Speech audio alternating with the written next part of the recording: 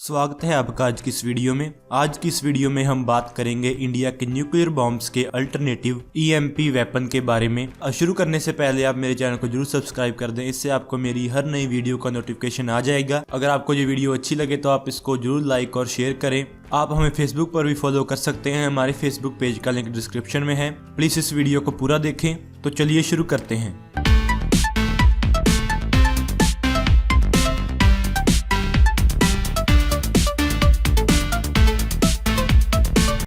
हम सब ने हिरोशिमा और नागासाकी में हुए न्यूक्लियर धमाके के भयानक असर को देखा है। क्या हम अभी भी ये सोचते हैं कि हमारा दुश्मन हमारे देश पर न्यूक्लियर वेपन्स यूज करने का सोचेगा? फिर भी जब हमारे देश के पास न्यूक्लियर वेपन्स हैं, ज्यादातर न्यूक्लियर पावर कंट्रीज के पास इंडिया जैसे ही सेकंड स्ट्राइक कैपेबिलिटीज हैं, ऐसी स्थिति में न्यूक्लियर वेपन्स का स्टॉक पाइल संभालना मुश्किल हो जाएगा। जो हम करने की कोशिश कर रहे हैं वो है न्यूक्लियर वेपन्स का बदल ढूंढना। जी हाँ, एक अल्टरनेटिव। ये कोई और नहीं बल्कि इलेक्ट्रोमैग्नेटिक पल्स वेपन है। मैं इसे एक सॉफ्ट किलर कहता हूँ। ये सोचिए कि कोई सैटेलाइट नहीं, रेडियो नहीं, कार्स नहीं, लैपटॉप्स नहीं, ये पावर ग्रिड्स तक को बंद कर देगा। ये काफी है किसी देश को 20 से 30 साल पीछे भेजने के लिए। ये ऐसा कैसे करेगा?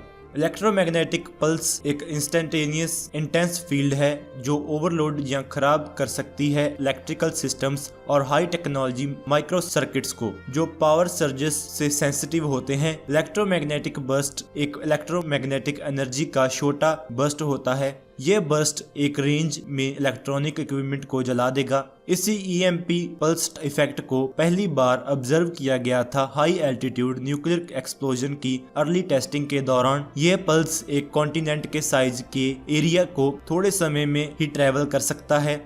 हमारे पास ज़्यादा डाटा नहीं है इसका एनालिसिस करने के लिए और इसके इफेक्ट्स को स्टडी करने के लिए। ईएमपी का यह एस्पेक्ट मिलिट्री सिग्निफिकेंस का है क्योंकि ये इलेक्ट्रॉनिक और इलेक्ट्रिकल इक्विपमेंट में ठीक ना किया जा सकने वाला डैमेज कर सकता है, स्पेशली कंप्यूटर्स और रेडियो या रेडियो रिसीवर में। कमर्शियल कंप्यूटर इक्विपमेंट खास तौर पर ईएमपी इफेक्ट से खतरे में हैं क्योंकि ये ज्यादातर मेटल ऑक्साइड सेमीकंडक्टर डिवाइसेस से बने होते हैं जो कि हाई वोल्टेज ट्रांसिएंट से काफी सेंसिटिव होते हैं। इलेक्ट्रॉनिक्स को इक्विपमेंट चेसिस से शील्ड करने से बस थोड़ी प्रोटेक्शन ही मिलती है क्योंकि कोई भी केबल जो इक्विपमेंट के अंदर और बाहर जा रही है एक एंटीना की तरह बिहेव करेगी जो हाई वोल्टेज ट्रांसेंट्स को इक्विपमेंट तक ले जाएगी। इसलिए रडार्स और electronic warfare equipment, satellite, microwave, WHF, VHF, HF और लो बैंड कम्युनिकेशन इक्विपमेंट और टेलीविजन सभी ईएमपी के इफेक्ट्स के खतरे में हैं।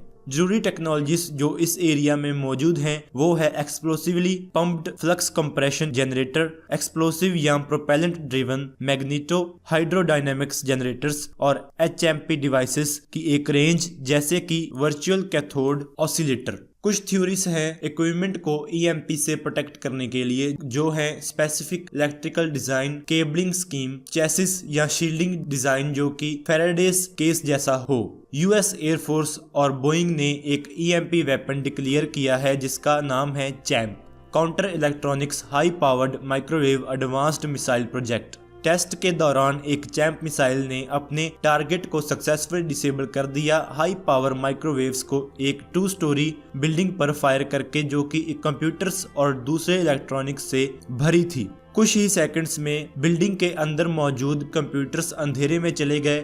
ऐसे ही बिल्डिंग का सारा इलेक्ट्रिकल सिस्टम बंद हो गया। ये टेस्ट इतना सक्सेसफुल था कि इसने इस टेस्ट को रिकॉर्ड कर रहे कैमरा को भी बंद कर दिया। 1 घंटे के समय में चैम्प मिसाइल ने और 7 टारगेट बिल्डिंग्स के इलेक्ट्रिकल सिस्टम्स को बंद कर दिया बिना किसी कोलैटरल डैमेज के। ऐसा ही एक प्रोजेक्ट काली कहा जाता है, DRDO और BARC में डेवलपमेंट में है। ये 1989 में शुरू हुआ। ये डेवलप होने में और इसे वेपन के तौर पर यूज करने में टाइम लगेगा। ये एक बढ़िया जवाब हो सकता है पाकिस्तान के रिपीटेड न्यूक्लियर थ्रेट्स का और उनके टैक्टिकल न्यूक्लियर वेपन्स का। इसे एक एंटी सैटेलाइट वेपन के तौर पर भी यूज किया जा सकता है, इसे एक मीडियम रेंज मिसाइल के साथ कंपैटिबल बना के, और ये चाइनीज एंटी सैटेलाइट मिसाइल का सटीक जवाब हो सकता है। एक बड़ा इशू इसे डायरेक्शनल बनाना होगा, क्योंकि EMP इफेक्ट नॉन डायरेक्शनल होता है। हमें एयरक्राफ्ट और UAVs पर लगे इक्विपमेंट को इतना सख्त बनाना होगा कि ये एनिमी के इलेक्ट्रॉनिक इक्विपमेंट को डिसेबल करने के लिए जनरेट की गई EMP को झेल सके या बाईपास कर सके। ऐसा ही प्रोटेक्शन सिस्टम चैंप में भी यूज किया गया हो सकता है। ऐसा करना होगा कि EMP इफेक्ट बेस के साथ कम्युनिकेशन को इफेक्ट ना कर सके। इस टेक्नोलॉजी को जंग की शुरुआत पर या किसी ऐसे मौके पर यूज करना चाहिए जब हमें पक्की इंटेल हो दुश्मन के हम पर न्यूक्लियर अटैक करने की। ये सब एक बड़ा सवाल खड़ा करता है कि क्या हमारे मिलिट्री बेसिस EMP अटैक के खतरे में हैं, और क्या DRDO और BARC जैसी ऑर्गेनाइजेशंस रिसर्च कर रही हैं और कदम उठा रही हैं हमारे मिलिट्री बेसिस और सैटेलाइट्स को EMP प्रूफ बनाने के लिए। अगर आपको काली प्रोजेक्ट के बारे में और जानना है, इसके बारे में मैंने पहले से ही एक वीडियो बनाई है, आप उसको देख सकते हैं। मैंने उस वीडियो का लिंक डिस्क्रिप्शन में दिया हुआ है। तो दोस्तों, आज की इस वीडियो में इतना ही। Please like, share and subscribe. Thank you for watching this video. जय हिंद।